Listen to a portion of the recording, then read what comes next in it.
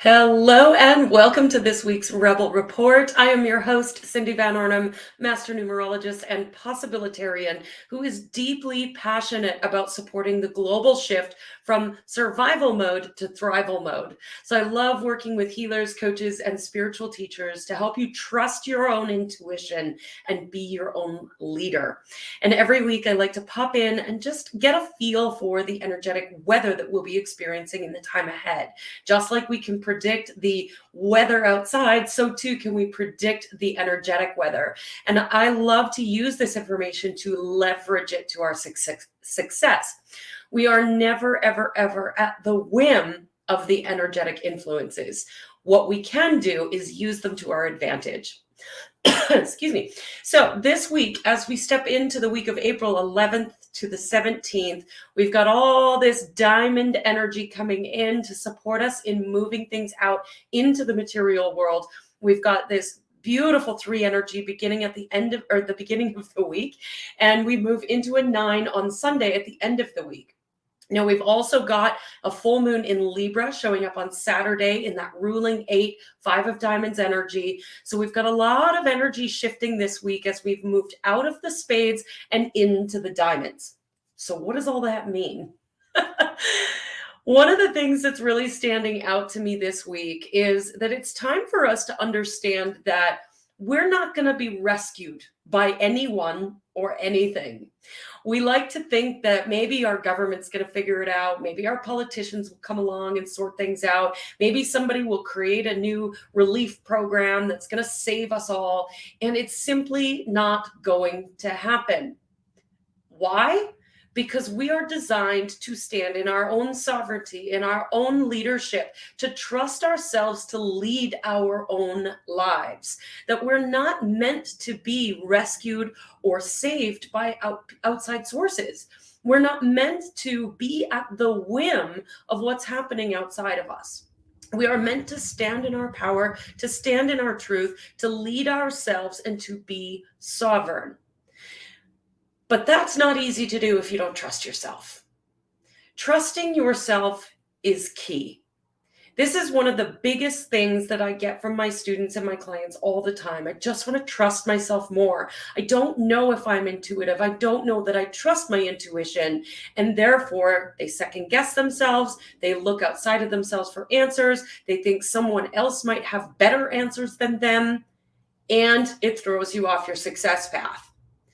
The fastest way to understanding your own leadership, your own sovereignty, is to learn to trust yourself. And from there, you can be that intuitive leader that I know you want to be. So how do you do that? Well, first and foremost, you must understand universal law. And second, you must know who you are. You must know who you are at the core of your being. This was the fastest way for me to understand. Many of you know my story, where I was constantly spinning, chasing the almighty dollar, chasing what was outside of me, thinking that if I just worked a little bit harder, somehow I would break through. And it wasn't working. It was painful. I was in adrenal fatigue. My relationships were falling apart. I was struggling. I was barely surviving. And I certainly wasn't thriving. And it was when I got my first numerology blueprint that everything began to shift for me, where I began to see the possibility that was available to me based on my mathematical code. And from there, I started learning about universal law. I started learning about how the universe works versus man-made law. Because man-made law dictated that I needed to work harder, struggle, suffer, hustle, grind, all of those things in order to succeed. And it wasn't working. But the moment that I tapped into who I am, my mathematical code of who I am, and I started operating on universal law versus man-made law, all things shifted. So knowing yourself creates trust in yourself. If you are not constantly exploring your thoughts, your feelings, what's going on, your patterns, if you are not self-aware, it's very difficult to trust yourself. So getting to know yourself, being curious, always questioning your beliefs, always asking yourself, I wonder what that's about. Why am I thinking those thoughts? Where's that thought coming from? What's going on with my emotional state? Constantly asking yourself these things all day long. This is how you get to know yourself. And if you want to get to know yourself on a very deep level, get a numerology reading.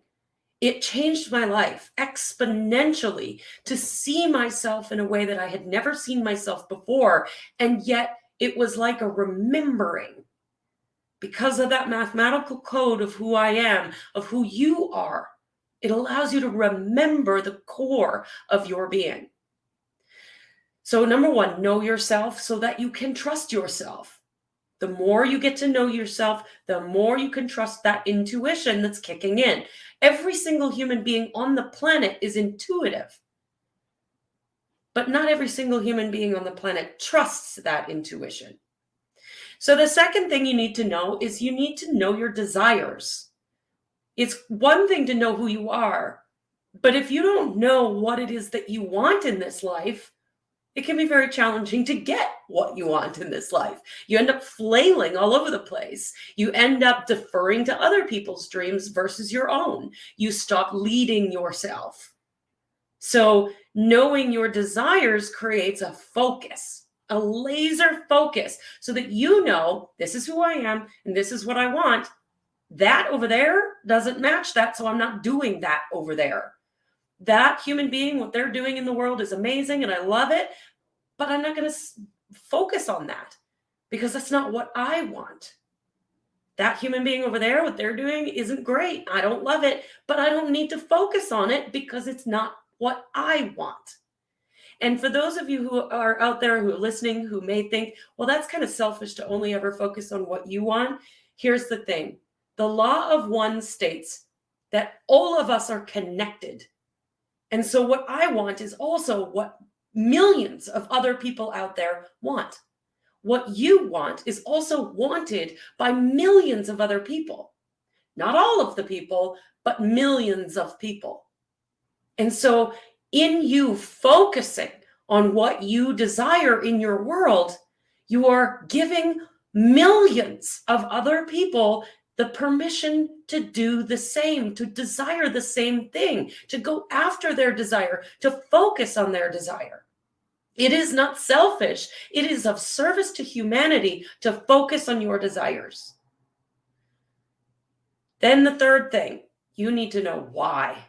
You need to know the feeling state of your desires. Not just thinking about it all the time, not just pondering how I'm going to get there, but really feeling it. Noticing what it feels like in the body, noticing what it feels like in the heart, allowing yourself to sit in that emotional state of your desires day after day after day after day, because that emotional state drives inspired action.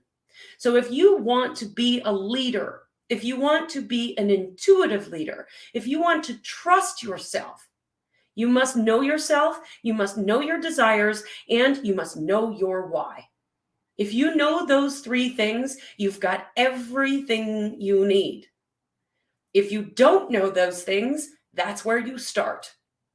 Get a numerology report, reach out. I am offering free mini readings right now. If you want to grab a free reading from me, I'll leave the link in the comments. My link is everywhere. You can book a link anywhere. And if you want to just dive right in for a reading, you can book that with me as well. Get to know yourself.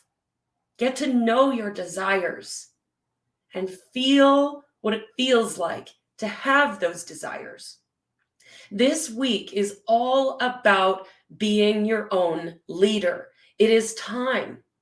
It is time for you to own your fucking weird, to let the world think you're crazy because the world's gone crazy anyways, and let yourself lead from the place of knowing who you are, what you want, and why you want it. That's the only way we're going to get through this life. That's the only way we're going to create thriving versus surviving. Because right now, the world is in survival mode. And I don't know about you, but I came here to live a life fully lived. I came here to thrive.